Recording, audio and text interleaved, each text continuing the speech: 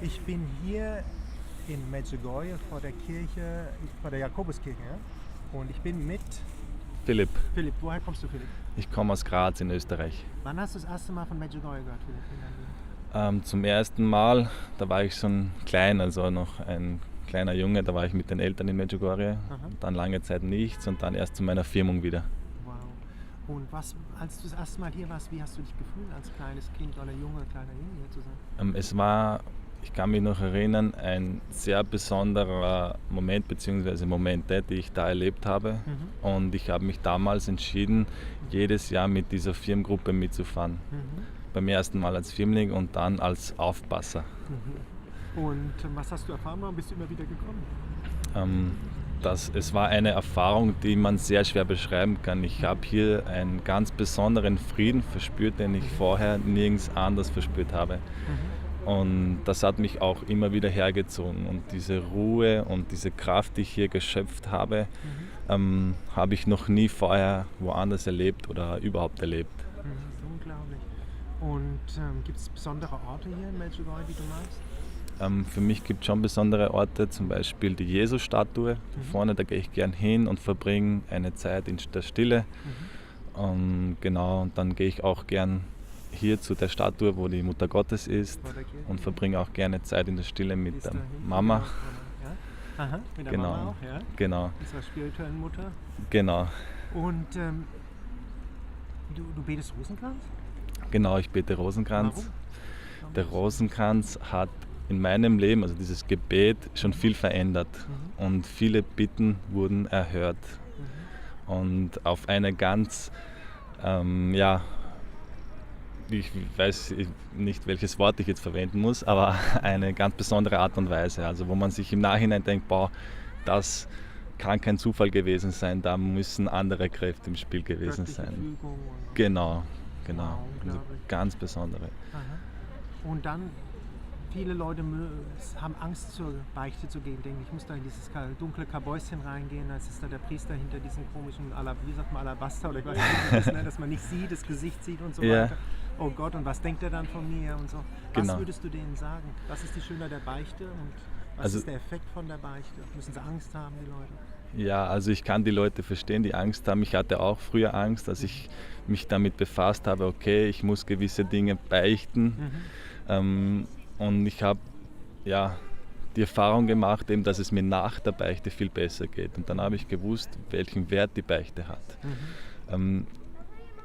Also diese Angst ist einfach mit der Zeit weggegangen. Wenn du regelmäßig beichten gehst und dir denkst, okay, dieser Priester, der da steht, mir hat es am Anfang immer geholfen zu wissen, okay, der Priester hört ganz andere, schlimmere Sachen vielleicht, und so denkt er sich gar nichts dabei. Und ich kenne keinen Priester, der sich, glaube ich, dabei was denken würde, sondern der sich im Gegenteil freut, wenn wir hingehen und wenn Menschen, vor allem junge Menschen, ihr Herz öffnen und Sachen beichten eben. Und ich glaube, dass das auch für die Priester ganz besonders ist und die freuen sich da. Also ganz im Gegenteil, da braucht man überhaupt keine Angst haben davor. Und viele Leute, also die wollen irgendeine persönliche Beziehung zu Gott. Fangen wir erstmal so an. Viele denken, Gott der Vater, das ist ein alter Mann mit einem weißen Bart, der richtig mies gelaunt ist und uns nur in die Hölle bringen will und wartet darauf, dass wir einen Fehler machen. So wird es Okay. oft dargestellt, oder? Ja, genau. Aber es ist nicht so. Wie ist er?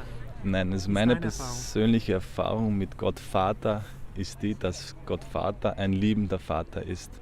Dass wir seine geliebten Kinder sind. Also er spricht wirklich zu jedem die Worte, du bist mein geliebter Sohn und du bist meine geliebte Tochter.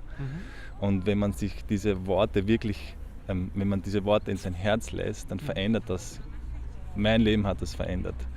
Und Gott Vater ist, vielleicht hast du in deinem Leben keinen Vater gehabt oder vielleicht hast du einen Vater gehabt, aber keiner, der sich vielleicht so kümmern hätte sollen, wie du es gebraucht hättest.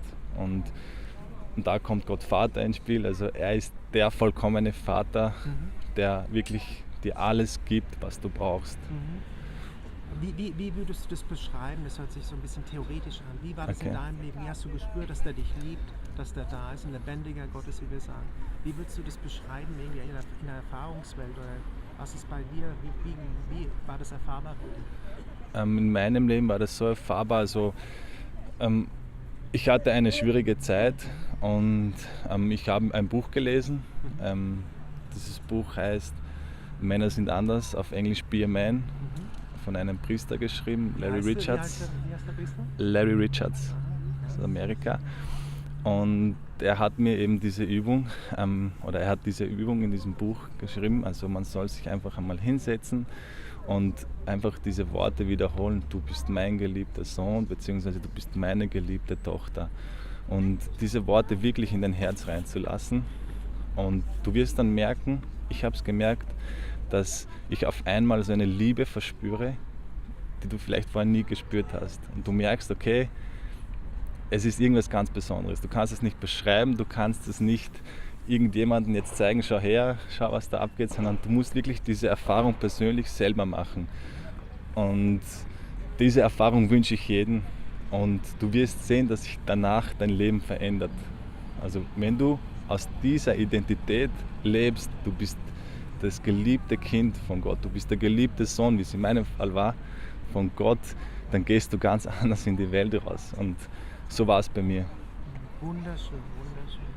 Und wie kann man dann diese persönliche Beziehung haben? Du hast es so schön geschrieben im englischen Interview. Du sitzt dann da. Genau, also was für mich auch wichtig war in meinem Leben, sich wirklich die Zeit für Gott zu nehmen. Ich mache das so, dass ich in der Früh 1 Stunde früh aufstehe und diese Stunde Gott schenke. Und da erzähle ich, zum einen erzähle ich Gott einfach alles, was ich gerade in meinem Herzen habe. Ich lege ihm den ganzen Tag hin, ich bitte um Schutz. Dann habe ich auch eben meine anderen Gebete. Manchmal bete ich auch das Stundenbuch, das Stundengebet aus dem Stundenbuch, genau. Aber ganz wichtig ist auch diese persönliche Beziehung zu Gott. Du kannst ihm wirklich dein Herz ausschütten, du kannst ihm alles sagen, du kannst ihm alles bitten. Gott ist wirklich da und er hört dir zu. Und je länger du das machst, dieses Versprechen kann ich jedem geben, du wirst auch die Erfahrung machen, wie Gott, dein Leben wird sich verändern. Unglaublich toll. Und auch meine Erfahrung. Und was würdest du so am Ende von dem Interview sagen? Warum sollen Leute nach Medjugorje kommen? Was würdest du jungen Leuten empfehlen? Warum soll man hierher kommen? Also wenn du wirklich den echten Frieden suchst, auch für mich auch dieser Sinn für mein Leben, auch diese Ruhe, die ich brauche, auch in dieser Welt, in der heutigen Welt, wo eigentlich alles schnell läuft, von diesem Lärm umzingelt und wo man eigentlich keine Zeit hat für das Geistige, für das, was vielleicht auch meiner Meinung nach, für das, was eigentlich das Wichtigste ist, dann komm her und gib Gott die Chance, auch dein Leben zu verändern. Und wenn du Gott die Chance gibst und wirklich ihn darum bittest, dann wird Gott das auch tun. Unbelievable, so schön. Wow, da kann ich nur sagen, Dankeschön für dieses wunderschöne Interview. Gerne, danke Ihnen.